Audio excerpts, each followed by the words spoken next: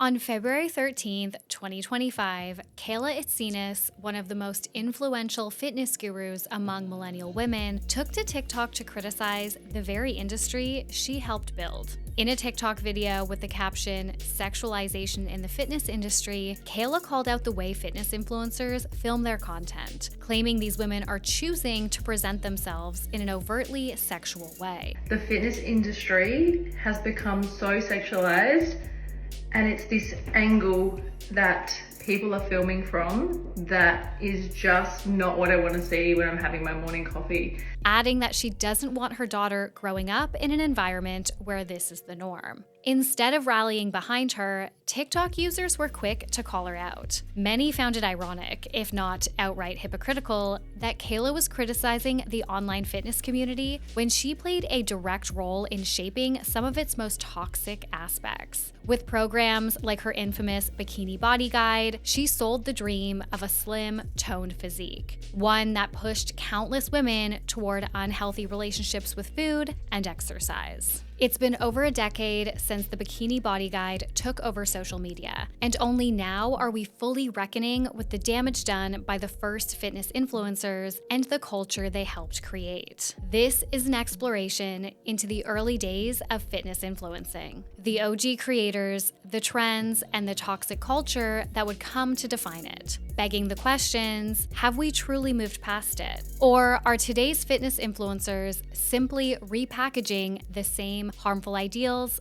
under new aesthetics and workout trends? From Centennial World, I'm Lauren Meisner, and this is Infinite Scroll, a podcast about internet culture, the creator economy, and how social media is shaping Gen Z.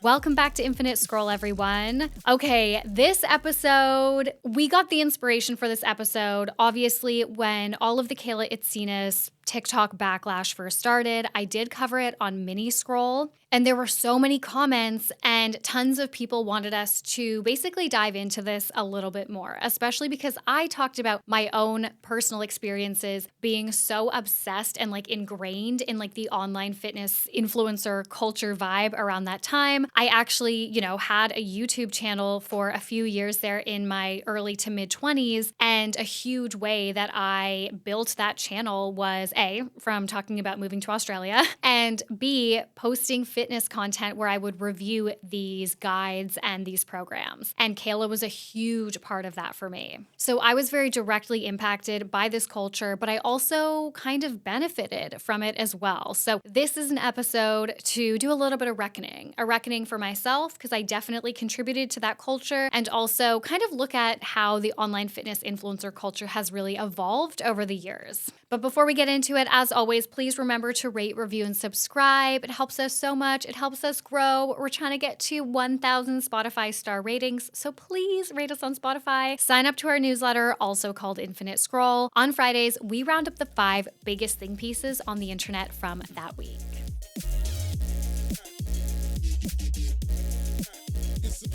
Before we dive into this week's episode, please be aware that we'll be discussing topics like weight loss, disordered eating, and harmful fitness practices. Listener discretion is advised. A second caveat, I want to be clear, fitness and exercise aren't inherently toxic. You guys know I am a gym girly and fitness is a massive part of my life, but the culture surrounding it, especially online, often can be toxic. And when something holds this much influence, it is worth taking a critical look at it, and that's exactly what we're setting out to do today.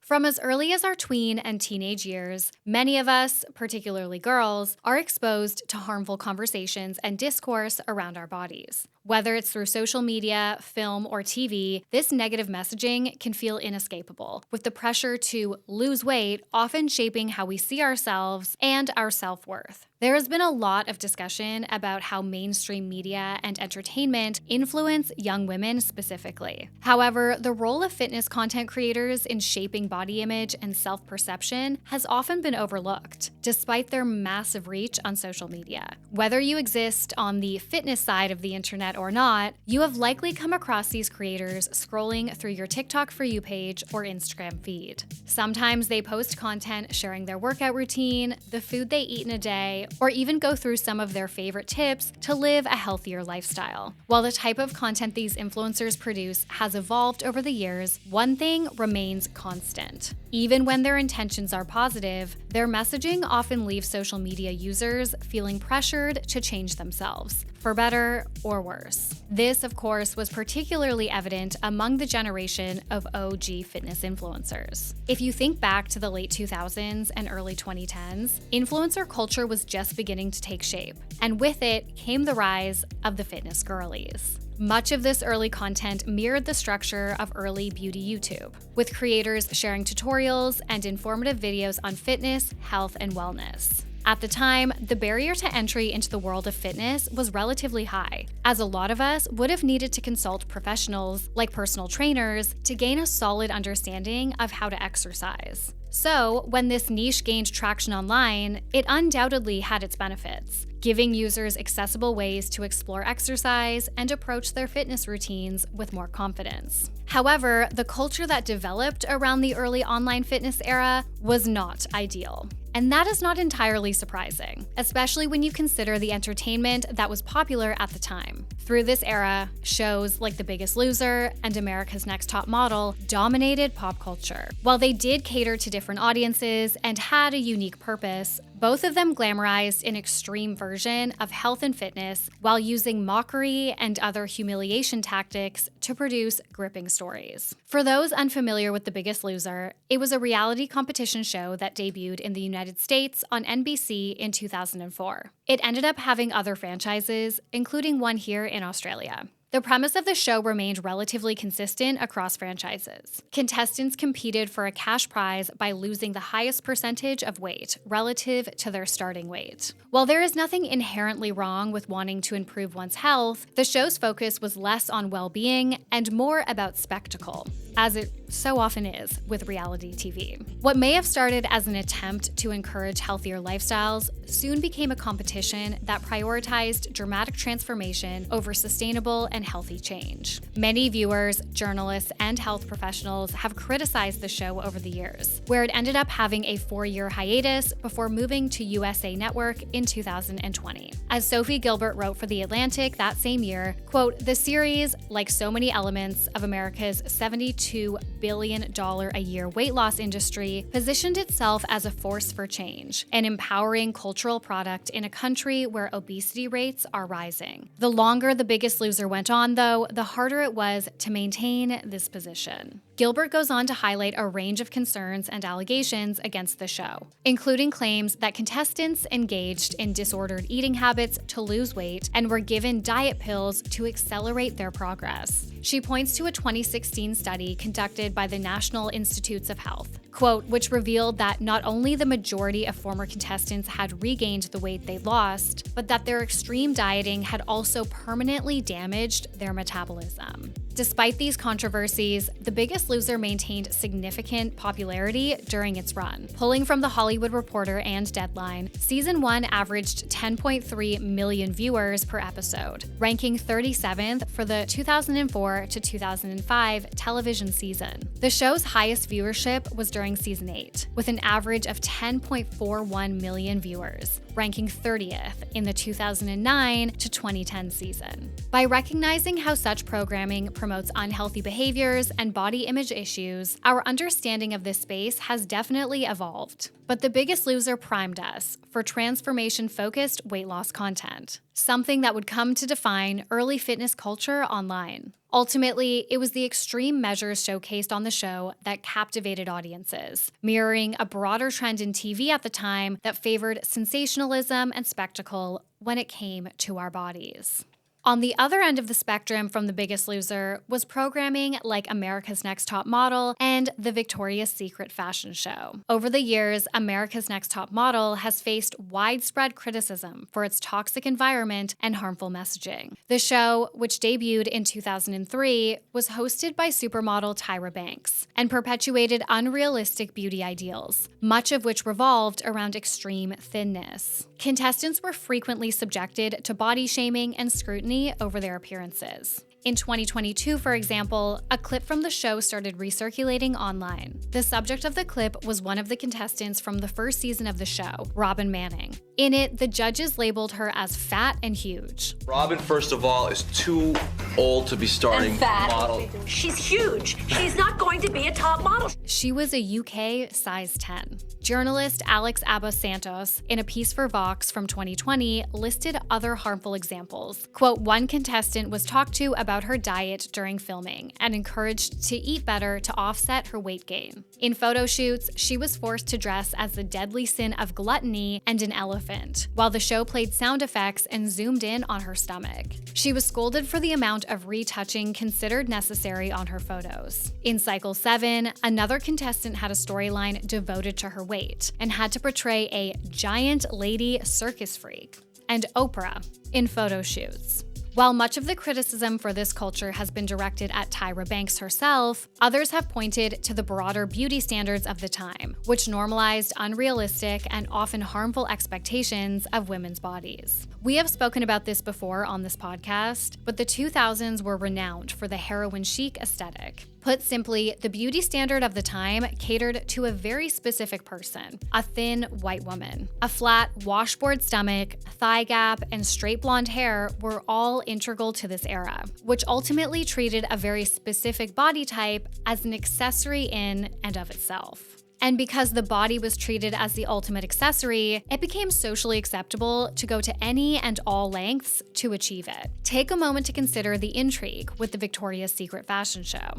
The show has been around since the late 90s and quickly became one of the biggest fashion events of the year. Quote, first streamed online in 1999, then televised in 2001, the Victoria's Secret fashion show became a sex-charged spectacle of lingerie watched by millions in 200 countries at its peak. Tara John recalls for CNN. Of course, many people tuned in to see these beautiful women walk the runway, alongside iconic performers ranging from Destiny's Child to the Spice Girls to Justin Bieber. But while many women enjoyed the Victoria's Secret brand, that wasn't necessarily the primary reason to tune in. Viewers didn't just want to watch the glamour and the performances. For many, the models represented an ideal body type to aspire to. Even though the show pandered to patriarchal beauty standards, women looked to the models as inspiration for how they believed their own bodies should look. However, the Victoria's Secret angels had their own regimented routines for how they could get their bodies to that state for the show, and many of them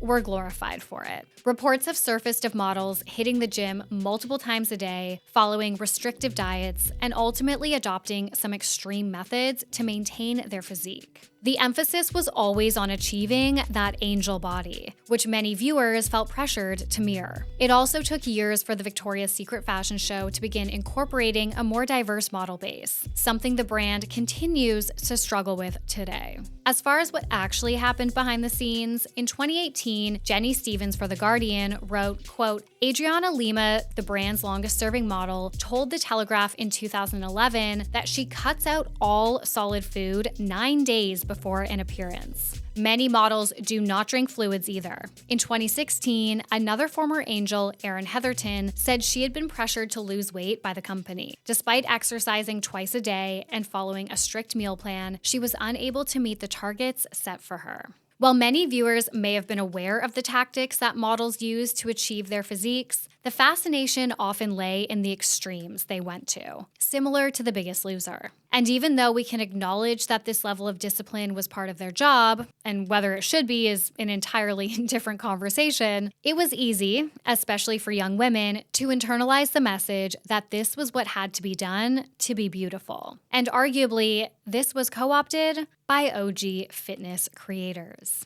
Now, whether fitness influencers were simply a product of this culture or actively made it worse is up for debate. On one hand, they came about in an era already obsessed with transformation, discipline, and a skinny aesthetic. On the other, their content repackaged these body ideals in new ways, making fitness routines feel more personal, attainable, and even necessary. As we've seen time and time again, influencers are largely perceived as regular people during their rise to fame. This was especially true in the early days of influencer culture before the creator economy was entirely professionalized. In the context of OG fitness creators, they helped democratize exercise by offering relatability and access that shows like The Biggest Loser and celebrities like the Victoria's Secret Angels never could. As a result, many of their followers perceived their routines and tips as universally attainable, overlooking that these creators were often health and fitness professionals. In other words, they had the experience, training, and capacity to commit to intense regimens, something that the average person consuming their content simply couldn't replicate. This in turn contributed to a toxic environment where unrealistic body standards and unsustainable fitness routines became the norm. It became all about self-optimization. Previously, strict diet and fitness regimes were largely reserved for the elite, like athletes, models, and celebrities. But through these OG fitness influencers, they were marketed to everyday people. And to be clear, this isn't necessarily a bad thing. Wanting to be healthy and finding sustainable ways to do so is important. But the challenge comes from the sheer amount of noise and conflicting advice that is put forward, especially when these creators were operating within an already deeply toxic culture. The advice and behavior of these influencers are extremely consequential, especially for social media users who were introduced to the digital fitness space from a young age. According to an article in the International Journal of Environmental Research and Public Health, quote, "Fitness and nutrition is the most frequently searched topic online by teenagers. 42% of teenagers aged 11 to 18 in a nationally representative sample in the USA searched for information on fitness and exercise, and 36% on diet and nutrition."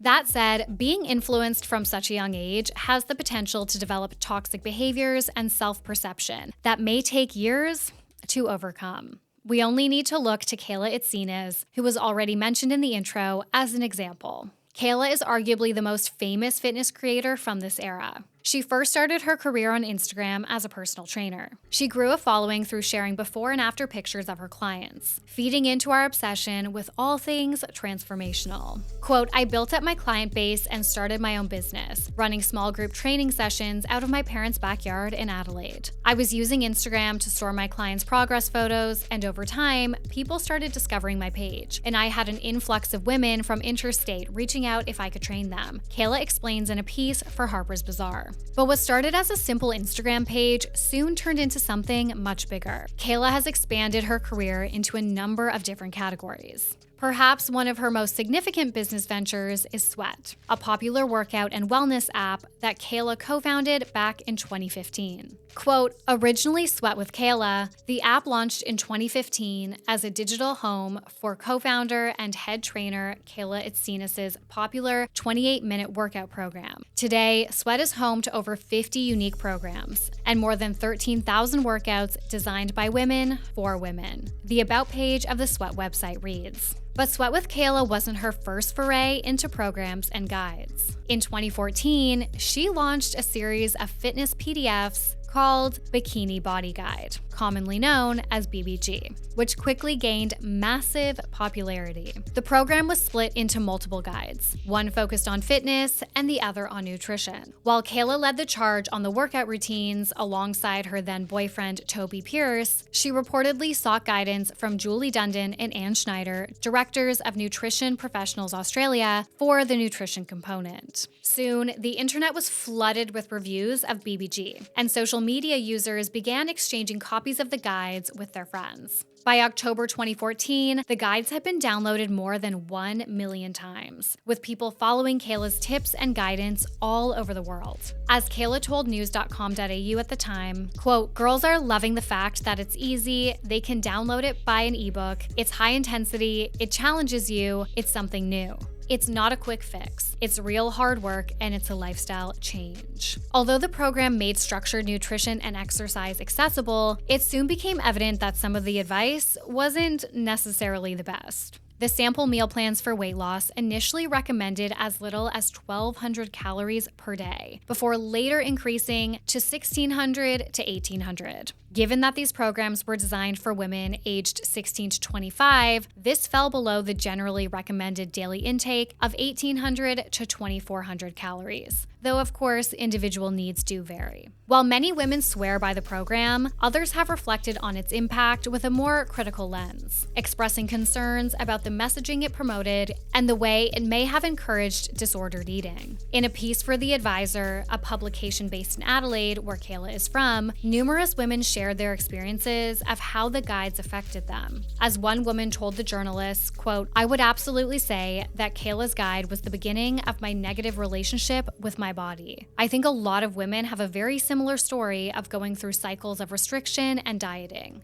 using the guide, then feeling like they'd burn out from doing that unachievable load." This backlash has only intensified since Kayla found herself at the center of controversy in February. As one creator named Laura Cohen Fit put in a TikTok video, I just think as a woman who contributed so much to body image in the fitness industry and how women should look a certain way, and doing it in a way that was so unhealthy and triggered so many people's, this statement just was never going to go well for you. Of course, Kayla wasn't the only OG influencer who helped shape fitness culture online. Other popular creators included the likes of Ashley Bynes, Jen Selter, and Sarah's Day. Sarah's Day, whose full name is Sarah Stevenson, was another popular Australia-based fitness creator. She first gained attention by sharing her struggles with hormonal acne online, seeking advice while also offering tips to others. Over time, she expanded her content into broader lifestyle topics, with a strong focus on fitness and wellness. As of this recording, she has over 1.5 million subscribers on YouTube and 1.2 million followers on Instagram. Like many other creators within this niche, she has also developed various workout programs and recipe books that are available for purchase. In an episode of the Working Hard, Hardly Working podcast with Grace Beverly, Sarah opened up about the realities of being a fitness influencer and the toxicity of the 2010s. She discussed the pressure of content creation during that era, explaining how she felt compelled to conform to the Fitspo aesthetic. So much so that at one point, she was eating, quote, protein powder on toast, and even lost her period seemingly as a result of her dietary habits. I looked like a shredded 12-year-old.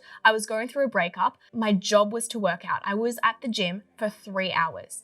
3 hours a day, and I only ate protein bread, protein powder, fish, pumpkin. That's it. But I was so encapsulated in that life. I genuinely thought I was being so healthy and so #wellness. On top of this, Sarah reflected on why she had internalized these habits, pointing to her age. At around 22 years old, she noted how young she was and acknowledged that she was still learning, even though she was also offering advice to her followers. While creators like Sarah should take responsibility for promoting unhealthy habits, she reminded listeners that she was navigating this space in real time, making mistakes along the way. In the moment, you're doing your best. You're trying to give, I guess, some helpful advice.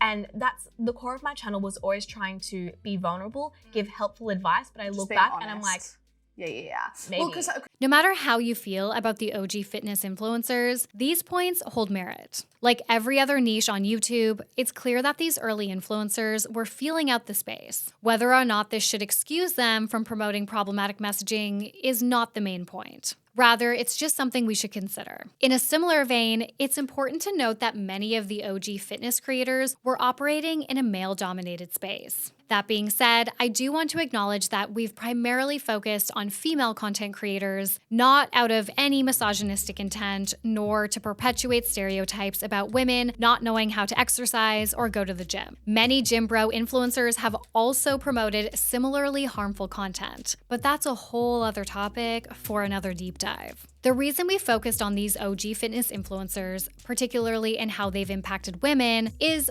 partly personal. This is the content that we're most familiar familiar with. But on top of this, given that this episode was inspired by the recent backlash against Kayla and her comments, focusing primarily on women is warranted, especially considering her preoccupation with how female fitness influencers seemingly sexualize themselves for engagement. The problem with Kayla's comments wasn't that they weren't true. It's fair to say that some women may use certain angles to highlight their figures and engagement farm, and this is something that Kayla herself has done in the past. However, the issue lies in the way she framed it, blaming women for showing off their bodies when many of them are operating in a space designed to make them feel insecure, partly due to the way men undermine female fitness creators and partly because of the toxic culture that many of these creators emerged from, is not something they should be ashamed of. Moreover, women's fitness has long been an integral part of the feminist movement, aimed at empowering women to take control of their bodies and health. As journalist Danielle Friedman tells Julia Foy for Columbia Magazine, quote, starting in the 1960s, around the same time that second wave feminism was taking off, public perceptions began changing around exercise and its health benefits, and female fitness pioneers began to proselytize about the benefits of regularly breaking a sweat. With the rise of aerobics, jogging, and strength training during the 1970s and 80s, women found community and liberation in working out together. Fitness gurus like Jane Fonda promoted the idea that physical strength was vital for women. With that in mind, commentary like Kayla's only serves to reinforce harmful narratives, feeding into conservative and misogynistic views of women in the fitness space, ultimately reinforcing the very stereotypes and insecurities that female fitness influencers are allegedly trying to dismantle. Now, we did start to see a shift away from the extreme culture that once defined OG fitness influencer content, coinciding with the rise of the body positivity movement. If you're interested in learning more about the emergence of this movement, we've covered it in previous episodes, especially in our episode about how TikTok has become the new Tumblr when it comes to body image. Additionally, Anna North, in her comprehensive article for Vox, pinpointed 2008 as a pivotal year for social media in this space. However, it's clear that this shift took time to reach mainstream fitness influencers. By the mid-2010s, the focus of the most popular fitness influencers shifted away from promoting HIIT workouts and cardio and instead began to emphasize strength training with weights. This shift was undoubtedly a more positive message compared to what had previously been fed to users, as it championed the idea of being strong rather than just thin. Through this era, creators could move away from selling exercise as a beauty tool and instead promote strength for strength's sake. Think of some of the most popular fitness creators of this time. It was influencers like Tammy Hembrow, who were known for their strong but curvy figures, leading the charge. Tammy gained popularity for posting fitness and wellness content after getting pregnant and having a baby. She has since parlayed her viral fame into Sasky, an athleisure e-commerce brand, and Tammy Fit, a fitness app. While the fitness community shifted from promoting a stay skinny mentality to encouraging women to build muscle, this transition wasn't without its cons. Around this time, a new form of deception emerged among fitness creators. As cosmetic surgery, particularly the BBL, Brazilian butt lift, became more popular and normalized. And this introduced a new set of toxic behaviors, pushing women to chase yet another unattainable beauty standard. Over the years, social media users have taken to platforms like Reddit to call out fitness creators who have undergone various body-altering procedures without disclosing them to their audiences. For many, this lack of transparency has had deeply negative consequences, distorting their expectations of what's achievable through exercise alone and impacting their own fitness journey and body image. As one user shared on the r/beginner fitness subreddit, quote, found out my favorite fitness influencer had a BBL, and it gave me body dysmorphia. I've been following her workout for a while, and I couldn't achieve her build at all, even a year of eating and working out right. It made me want to quit until I found out she got exposed for having a BBL. I'm so mad. While many social media users have called out these behaviors, that hasn't stopped fitness creators from misleading their audiences, bringing us to the current state of the fitness influencer landscape. In recent years, the ideal body standard has shifted once again, moving away from the curvier aesthetic of the 2010s and back toward the ultra-thin heroin chic look of the early 2000s. While the rise of strength training helped showcase different body types online, skinniness never truly went out of style. Many strength-focused fitness influencers were still incredibly petite, with defined abs and toned figures that reinforced specific beauty ideals. And while we all understand that body shapes and sizes shouldn't be treated as trends, celebrities and influencers alike seem to be going to extreme lengths to maintain the illusion of thinness in 2025. This shift arguably started around 2020. Not only did we see celebrities seemingly opting to have their BBLs removed, but fitness influencers also made a major mainstream comeback. Much of this was driven by the fact that we were all stuck indoors during COVID-19 lockdowns. But that didn't mean it was entirely positive. Looking back at this time, Chloe Ting's 2-week shred workouts exploded in popularity on YouTube. Writing for Elle in 2020, Dana Liebelson noted, quote, "The past several months, as many people hunkered down inside, the Chloe Ting challenge has flourished on TikTok. On the video sharing app, hashtags related to Chloe Ting clocked more than 800 million views as of mid-August. While these challenges kept people active, they also led many social media users down a dangerous path. After spending 2 weeks doing her workout program, the transformation seemed effortless for some. For others, the pressure to achieve instant results continued, quickly following new fitness challenges to glow up. As one user on the r/XX fitness subreddit shared, quote, "I have struggled heavily with my body image since I was a young child, and the comments Chloe Ting makes just make me a little more discouraged. This then leads to a cycle of punishing myself, and it's just not good for me. I know it's an inner thing / mental health issue for myself, and maybe she doesn't realize the impact she can have on someone else, but I'd rather not support it or restart that cycle by watching her videos."